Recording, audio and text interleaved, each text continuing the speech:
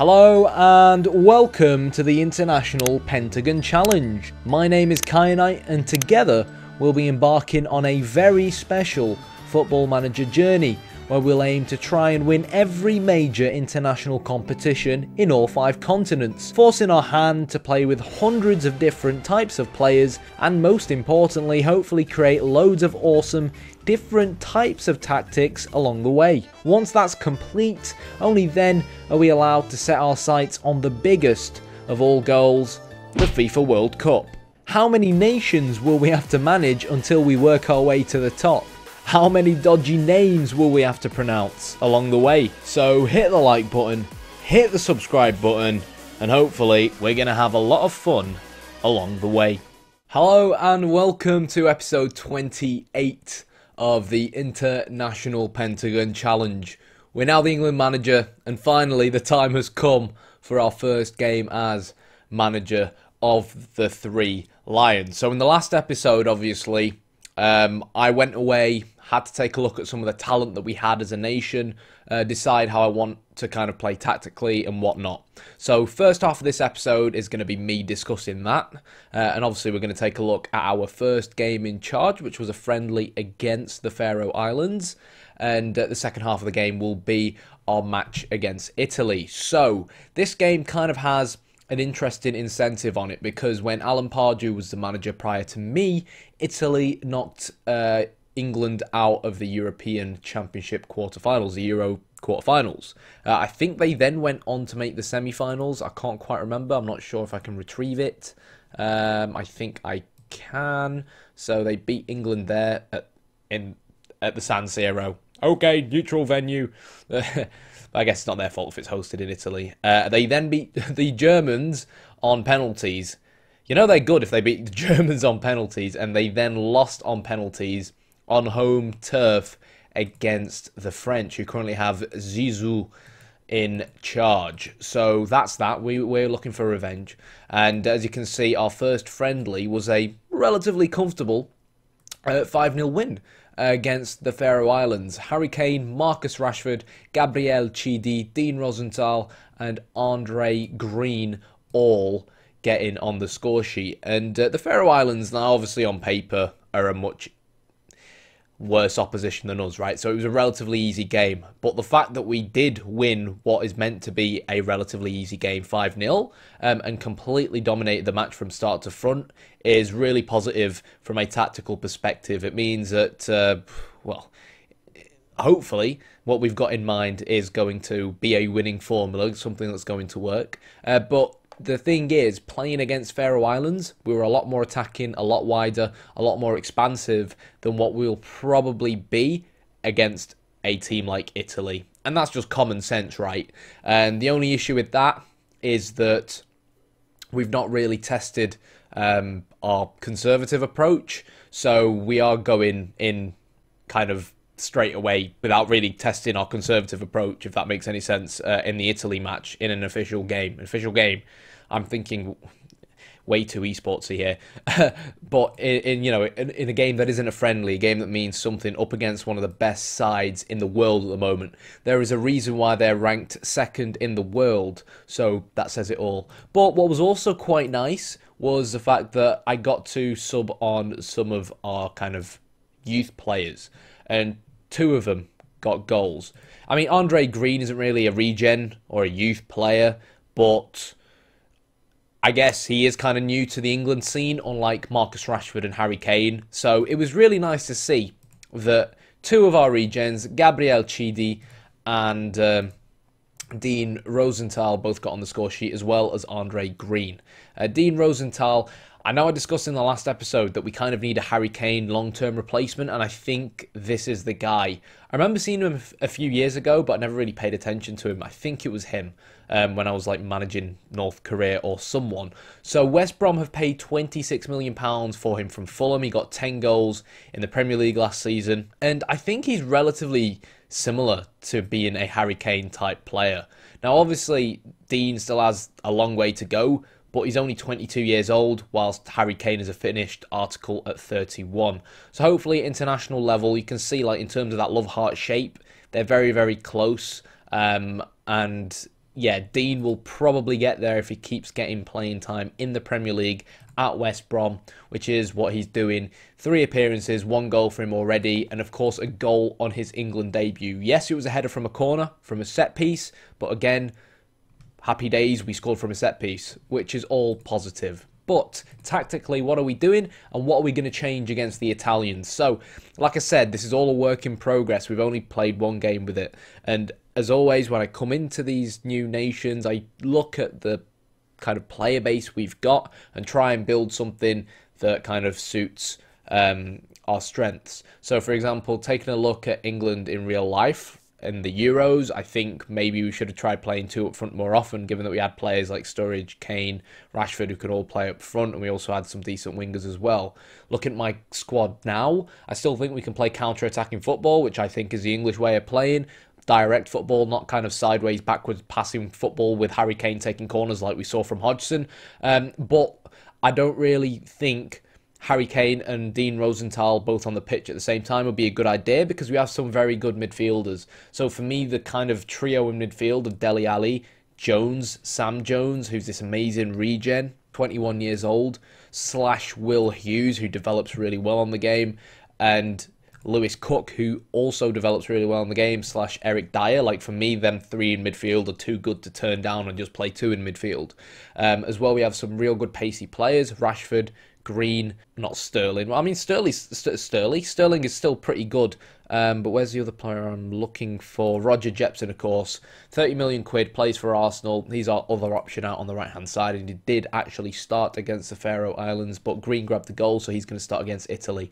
So, yeah, we're going with just 1 up front. A lot of crosses will be coming into Harry Kane, but when you've got Harry Kane up front, to be fair, he's that much of a handful that he's probably like 2 strikers on his own, right? Fullback-wise, we've got Chidi, who's playing as an inverted wing-back. Now, we kind of discussed this guy that he looked really good, but we couldn't actually see his crossing. And it was suggesting to us that he'd be a defensive fullback, and I guess that the reason why it's suggesting that probably means he's poor at crossing. And he is poor at crossing. He's right-only footed, so ideally you want a left footer on the right-hand side if he's going to be inverted. But what happens is, when Dele Alli kind of pushes up and it kind of becomes more like a 4-2-3-1, he kind of fills the gap in midfield. And that's why he grabbed the goal that you saw against the Faroe Islands, where the ball was whipped into the box, and instead of like kind of being the guy crossing the ball into the box, he was the guy coming in late and getting in on the end of the cross. So we've got this real nice balance between this guy who pushes forward invertedly and helps the central areas, and Ben Chilwell on the left-hand side, who is okay at crossing, is decent in terms of work rate, stamina, etc. So when Rashford cuts inside and becomes a second striker, Chilwell still gives us that kind of wide option on the other side of the pitch. So we do have quite a nice balanced approach here. The only one thing I'm never really a fan of is having 2 playmakers in midfield at the same time, but because of just how good some of these players are, which is not really something we've had at previous nations, I'm kind of going to go with it for now. So this is what we used against the Faroe Islands. We're going with in-swinging corners with 3 on the edge of the box to recycle. Just what I find works well this year. High tempo, high defensive line, mixed pass and directness. No possession stuff, just rely on the individual quality of the players, allowing them to be more expressive, to run at defence. We've got some great dribblers, some real fast players. And we were playing fairly wide, mainly because the Faroe Islands were playing a narrow formation. And this kind of attacking approach is what I'll be going with when we play kind of teams like the Faroe Islands and poorer teams. You can argue whether or not Denmark are one of them poorer teams. They managed a 1-1 draw against Italy. So I wouldn't really say Denmark are a poor team. They're 17th in the world. They've got some very good players. But maybe because the first game against them is at Wembley and we're on home soil, we might try the attacking approach against them. The standard approach, which is really just what we're going to use to try and counteract teams like Italy, we just basically turn the mentality down a little bit. Chidi becomes more of a support player to give us that extra bit of defensive stability. And I just basically get rid of the more freedomish instructions, like get rid of being more expressive. We go a little bit narrower so we can keep the ball a little bit better. We look to play out of defence to try and make it more difficult for the opposition to get the ball, and you know, we no longer tell them to specifically run at the defence. I leave that decision down to the players. But in terms of kind of core play style, that's what we're going for. And are we going for possession football? Are we going for counter-attacking football? What are we going for? To be honest, it's kind of down to the players, but the way that we're set up with the wide players, exploiting the flanks, a mixed passing directness, especially on the kind of attacking mentality that becomes relatively direct. It's really up to the players, and they have the freedom to play however they want to. We're not going for a specific kind of style of play, but we're looking to play to our strengths, which is the pacey players, down both wings, big Harry Kane in the box, two playmakers in the middle of the park to thread balls through to the front three, and of course we're trying to utilise our fullbacks as well as we can. So, without further ado, we're going to be playing the Italians. Now, one thing that's quite nice that we've never had in the past is that I can now click on opposition players and see their attributes, because Belotti, at 30 years old, currently plays for Man United. And because he plays for Man United, and, well, my knowledge of England is superb because I am English, it means that I know a lot about these players, and this will hopefully help us from a tactical perspective. Maybe not against Italy because they are ridiculously good right now. There's a reason why they reached the finals of the Euros, that's all I'll say. But yeah, it's nice that we can now actually kind of gather more information, and we've got a much bigger scouting team as well in the staff and coaching team, that we have more information on players that should hopefully help us try and counteract teams a lot more. What are we expecting from the Italians, to be honest? I mean, their previous games, they've kind of played a 4-2-3-1, but my scouts think they'll play a narrow 4-3-1-2. So I'm not really quite sure right now. Let's jump in and see how we get on in our first official game as the England manager. Okay then, so we know that Italy obviously kind of slipped up against Denmark. Other things we know as well are that the Italians tend to concede in the first 15 minutes. Now, I'm not sure if I want to take that gamble away from home and start off on the more attacking approach, so I don't think I am going to take that gamble. And they concede from the wide areas as well, which I think will be fine given how we're currently set up.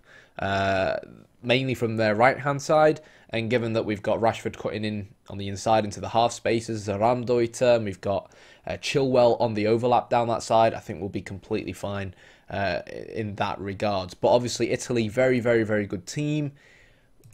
Oh, just look at them. I mean, they're a much better team than us. But we can give it our best shot, can't we? Okay, so it has actually ended up being a narrow formation for the Italians. And this could be pretty good for us, right? Because we know they've been poor in terms of conceding from crosses, which is really something we emphasise. These guys won't really have much defensive backup. And we can try and make the pitch as wide as possible, play direct balls, and, you know, try and utilise the space that the Italians will leave out wide. But you have to be careful because the Italians are renowned for their counter-attacking style of play. They've got two great strikers up front in terms of kind of Rossi and Belotti. They're kind of like complete/deep lying forwards. Belotti's a real big, strong guy, so he's going to cause us a handful in terms of when the Italians are going to be looking to counter-attack. Let's just tell the lads that, you know, let's try and get some revenge. And now, the way we're going to try and counter the Italians is through opposition instructions. We want to try and focus on playing our own way, but try and take advantage of the fact that as well they've recently played against Denmark, and as you can see they do have some tired players unlike us. Okay, so we're basically going to be aiming to go in hard on Gagliardini and Teresi. Teresi's their main playmaker behind the front two, and Gagliardini isn't the best physically, so if they can get a player injured nice and early, that should hopefully help us. And Calabria, show him onto his weaker foot. We know they've been conceding a lot of goals from that side of the pitch. So, yeah, that's pretty self-explanatory, really. In terms of specific changes I want to make, we're actually going to go fairly wide now, knowing that they're going to be playing with a narrow formation. Now, like I said, the Italians love to play direct on the counter. So if we find that Keane and Stones can't cope with it, we'll drop our defensive line. But I think we'll be okay. So we'll leave everything within that regards the way it currently is. I think the one thing I might look to change is playing out of the defence to clear ball to flanks. Here we go then. We're in Italia. And our first kind of official game as manager of England. And here goes nothing. So it is going to be difficult. We've already seen how good the Italians are, but this is nice early on. Oh, already, you know, that was the game plan. Nice header from Harry Kane into his stride, whipped it into the back post towards Andre Green. So far, so good, but it is early days, and we're going to have to be careful against the Italians from set pieces. They've got some great technical players, but most importantly as well, from a physical standpoint, the Italians are always pretty hard in the tackle, always pretty big players, which isn't necessarily something we can boast about, right? But here we go. Rashford's in, he will shoot, and the ball goes wide of the target. Kane whips the ball in. Green finds in Chidi, and we saw there that kind of central position Chidi found himself in on the back of the fact that he is an inverted wing back. I am wary of the fact, though, that both these two are probably... Michael Keane's got a mohawk, going to cause us problems on the counter-attack. So we could actually change Lewis Cook to be more of a half-back, but we'll wait and see. And Harry Kane there, great play from Chidi. His crossing's not the best, but that was a real nice cross. And Harry Kane headers just over the bar. Chidi, once again, is he going to shoot? He is, and it's wide of the target. He finds himself a lot in them central positions to kind of like, you know, take pops at goal. That's a real bad tackle. And that's a very good save from Jordan Pickford. Now, in terms of our goalkeepers, we're probably looking at kind of like Jordan Pickford and Jack Butland being our strongest goalkeepers at the moment. I've gone with Pickford because he's pretty good in terms of passing. And because we're playing quite a high line, I want a sweeper keeper in terms of how we're looking to play. And to be fair, so far, from what I've seen of him, he's performing pretty well. So the Italians opting to play out the back rather than direct towards the two strikers. We're playing with quite a high pressing game, and that is creating gaps in our midfield. The wing backs get forward, the ball is crossed into Belotti, and Pickford gathers that up. But it's a sign. So what I'm going to do is, because they're narrow, and most of their width is going to be coming from them wing backs, I'm going to do what I used to do with the United Arab Emirates that I found used to work well. Oh, what? Yeah, is get my wide players to man-mark their wing-backs coming forwards. It just helps us a little bit more defensively, I find, which should hopefully kind of protect our full-backs a little bit more. Rossi, because you can see how isolated like this guy is up there. But here we go. This is our chance to counter-attack now. Harry Kane is going to fight for it, but he's offside. I think in that kind of scenario there, the match engine opts to kind of play that pass into space when you've got it selected, when really Andre could have probably just run with the ball. The Italians are putting us under pressure now. Belotti to Gagliardini, and it's a free kick apparently to someone. It's a free kick towards the Italians. We're offside. Let's drop an encouraged shout. So far so good. I think both teams have had chances. That's the kind of scenario where we need to try and look to play Chilwell in, and Green, well, he was through on goal. I think he may have been offside, but if he wasn't, that could have potentially been 1-0 to England. And again, there is a bit more of an incentive in this, you know what I mean? We do want to get revenge for that 2-0 Italian victory at the Euros. Rashford, he's in, tries to cross the ball into Kane. It is cleared. Dele Alli with the head to Harry Kane. The two Spurs players linking up there. And Dele Alli looks like he needs the NHS right now. Kick it out of play. There we go. What's up? A gashed head. He's just there on the pitch, just waving to the physio. 76%. I mean, if we do take him off, who's going to come on in place of him in that playmaker role? It would probably be Will Hughes, or I'd move Jones to be the advanced playmaker, and Will Hughes would be the DLP. But he's probably just going to have a bandage put on his head now, Dele Alli. So it's not the end of the world. He can still play all right. It's a pretty high line from the Italians, which is nice to see. And it's making loads of room available for Marcus Rashford, who has loads of pace to burn. Whipped into the back post once again. And Green has been struggling. He is going to be offside there. One thing I'm going to do, I've noticed that a few times where Rashford is through and then plays the cross kind of to the back post. Why can't I tell him to aim crosses at near post? You can't tell Aramdoy to aim crosses at the near post. Really? Not going to lie, I never knew that. You can if he's an inside forward. Interesting. Okay, I am going to do that. I'm just going to change him to become an inside forward, basically. There's not that much difference between the two roles. We'll see how it affects him in terms of trying to take advantage of the space that we are seeing down that Italian left-hand side. One thing I might look to do as well is just basically stop exploiting our right flank, get it down that left-hand side. There we go. Dele Alli's got a bandage on his head. Gagliardini. Yeah, come on, that's offside. Yes, I was looking at that. I was like, what? I was just going to say that, again, the AI is just obsessed with playing the corner to the guy on the edge of the box. I can't remember the last time, like, the AI had a corner and just genuinely didn't do that against me. Even the Faroe Islands were doing it. It's so frustrating. AI, can you take a proper corner, please? To be fair, knowing it's the Italians and how big their centre-backs are and strikers are, it's probably for the best that they don't. But, yeah. So, we play this out the back, and we look to use Rashford. Oh, come on, that's a dreadful ball. Oh. We got away with murder there, boys. We got away with absolute murder. That was a terrible pass from Marcus Rashford. He spent so long praising him, and then he plays a pass like that, and then the Italians feed off opportunities like that. The problem is they're just so solid defensively. You really do have to take your chances when you do break through going forward. I'm relatively happy with the performance so far. 2 clear-cut chances we've had, so we're unlucky, I think, not to be in the lead.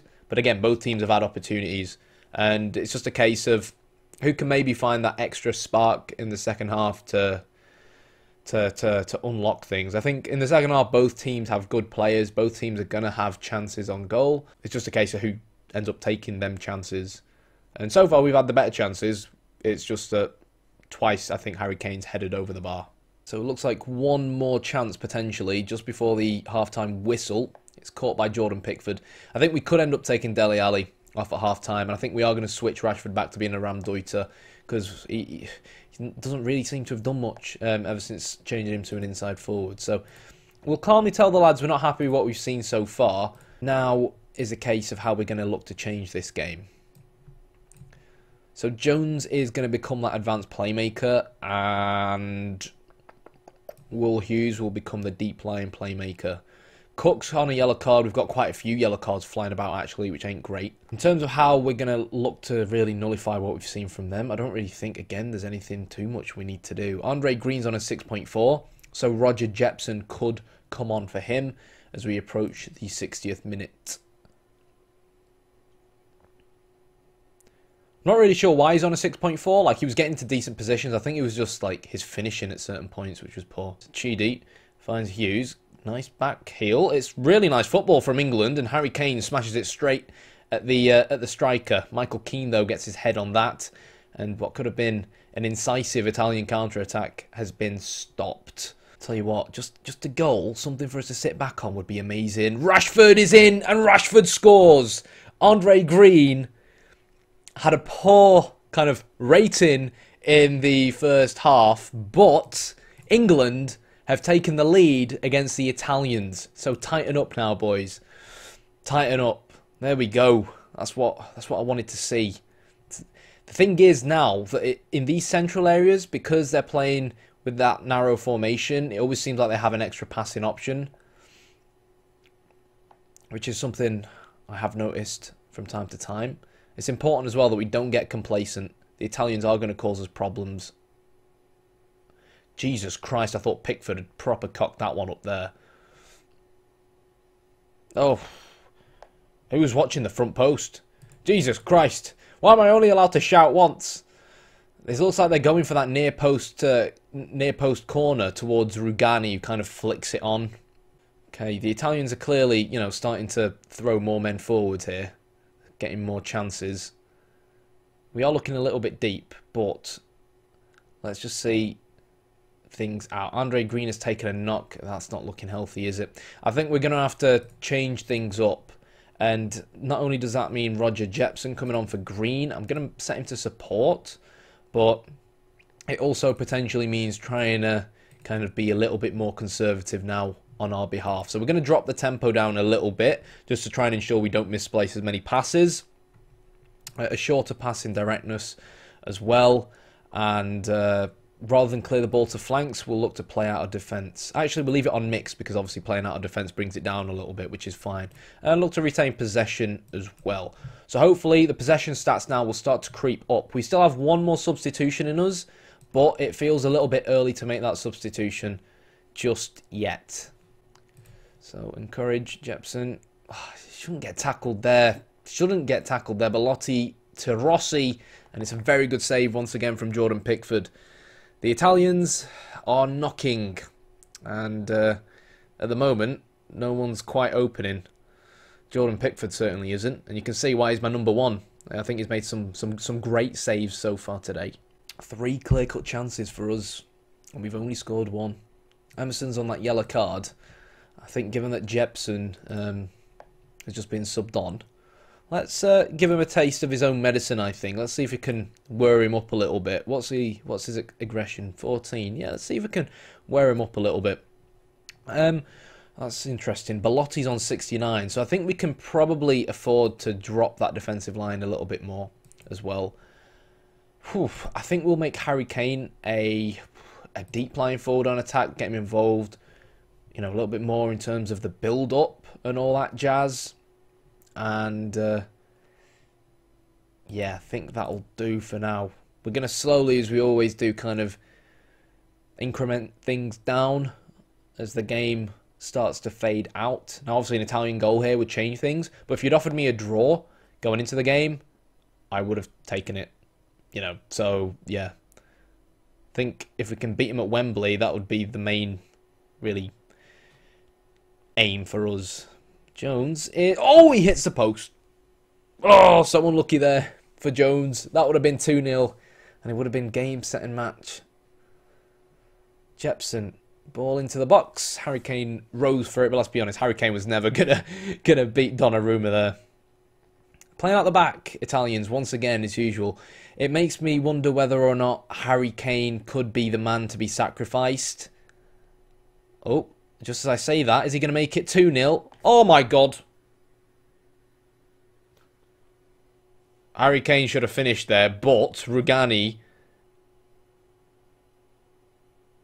Shoot. It looked like Rugani's tackle almost made the ball slip in past Donnarumma. Jones. Shoot. Stones has a shot but misses the target. Ah. Okay, 75th minute. 2 things I want to do now. I want more energy from the front, because this is happening quite a lot now, and Harry Kane is basically going to run out of steam. And look at how high the Italian defensive line is as well. No! Oh, good tackle. And I want to set this guy to be a half-back. So, half-back Lewis Cook and Rosenthal. Is it Rosenthal? Yeah, it is Rosenthal. Is going to come on as an advanced forward. And what's important for me now is that he just tries to close down as much as he can. So I'm not sure if defensive forward would be the better choice here, because then I can tell him to close down more. We'll tell him to do that. Let's see what kind of closing down it gives us from the front. Because again, Italy are playing the ball out the back. They're playing that high line. I want a pacey player just to put those centre-backs under pressure. Oh, that's still Harry Kane on the pitch, lol. Tighten up. Rosenthal finds Lewis Cook. To Jones, to Jepson, to Jones, who shoots. Oh, it's a save by Donnarumma. 2 chances now for Jones. And England come forward. Rashford whips the ball in, and Chilwell with the second chance. Oh. How have we not scored more than 1 goal? How have we not scored more than 1 goal? I don't know. But we're dropping that. 85th minute defensive, and the time-wasting tactics will be employed. What's been really good is that despite the fact that we've dropped things back consistently after scoring the goal, we've still been getting players forward and creating chances, which is real nice to see. Jepson cuts inside to Rashford. Back post, lad. Oh, it's tackled. And there's the counter-attack from the Italians. Jones will head the ball on once again to Marcus Rashford. Chilwell, Rashford, Jones. I keep thinking it's Phil Jones. Oh, what a ball. Unlucky, but Rashford's through. Penalty? No penalty according to the referee. That's a load of bull. Didn't look like the Italian got the ball there to me. Or just look at the Italians just travelling in their numbers. We need to... That's another thing that really annoys me in the match engine this year. Like, he could have just played the through ball to the wing back or the full back, but instead he plays it... So Rashford there is on the shoulder of the last defender. The right pass isn't to play it behind Rashford. The right pass is to play it into the space of the fullback. That's what he's there for. And once the fullback gets the ball, the fullback has to close him down, or one of the midfielders has to close him down, who's the clear player. But instead, the match engine always passes it with the intention of passing it to the guy who's on the shoulder of the last defender, and passes it behind him. And rather than him running onto him, he ends up running backwards onto it, and he's always offside. Let's just rant over that, but it's just something that I've noticed a lot in the match engine this year, and it's just really annoying. Especially like when you kind of want to get your fullbacks involved as much as possible, kind of like I like to do. Okie dokie then, we're dropping these back a little bit. And that should mean we see the game out, and we've got ourselves a massive 3 points early on in the Nations Cup. 2 games as England manager, 2 wins. 5-0 win against the Faroe Islands, a 1-0 win against the Spaghetti Lovers on their home soil as well. No offense to any Italians, I'm just kidding. I love pizza. Pizza is amazing. Not like Domino's crap, but proper kind of stone-baked Italian pizza. It's beautiful. Can we make it 2, though? Ooh. That's a lot of men forward, boys. Belotti is going to look for the guy on the right-hand side now. Calabria. Chidi is going to... Well, I mean, I think he could have done better than that, but he gets rid, nonetheless. Nice. And now we counter-attack. Rosenthal. Ah, that's a bit of a poor ball, that. It's alright though, the lad's young, he'll learn. He's had an okay game so far from the few glimpses we've seen of him on comprehensive highlights. We're still throwing a lot of people forwards for these set pieces, but fortunately we hold the ball, keep the ball well. Rashford's offside. Ah! Smash into him. Heads. Oh God! I think in this kind of instance here, the 2 playmakers... And one of the main reasons why, you know, we're a bit isolated defensively in the central areas, at least, like we saw. And the fact that Rashford is still on as a Ramdeuter on attack doesn't help. Like, for me, Chilwell is on defend. In that kind of scenario, he should just be staying back. I don't know what possesses him to run forwards like that. I don't know if there's PPMs coming into play. But we're top of the group, which is awesome. Do we have any other interesting results on the right-hand side? So Granada there, I'm thinking of the one and only Jason Roberts. Yeah, no fun games there, really. That was really special, lads. Well done. When I came in, morale was a bit poor. Cheers, Pardrew. But as we can see, it is kind of starting to improve. Because I think when it comes to players, they have a club morale and an international morale. So one thing I always want to try and keep is, like, if morale starts to dip, it won't hurt to have a friendly against a team we're kind of guaranteed to win. We've gone away to the San Nicola, to Italia, and we've taught the Italians a lesson thanks to a 26-year-old Marcus Rashford with a great goal. So that is going to be it for this episode. Michael Keane played well. Next episode will be our match at Wembley against Denmark, and if you enjoyed the video, hit the like button, hit the subscribe button. You know what? This video will be going out on the Friday. So if this video can get 25 likes, I'll upload the Denmark game this weekend. If it doesn't, then you'll get it on Monday. So it's totally up to you guys. Hit the like button if you liked it. Hit the subscribe button as well. All really, really helps. And again, because we've recently hit 2,000 subscribers, just an extra reminder, as part of my 2,000 subscriber video, I'm going to be doing a bit of a Q&A. And the Q&A will consist of questions that you guys will ask me. So you can leave any kind of question you want. It can be about Football Manager, it can be about my personal life, anything, in the comments below. Obviously, inappropriate ones will be ignored. But yeah, if you've got a question for my 2,000 subscriber video, leave it in the comments below. Once we've got kind of like a bunch of questions from 10 different people, that is when I'll record the video and get it released. But until next time, 2 games as England manager, 2 wins. Thanks for watching.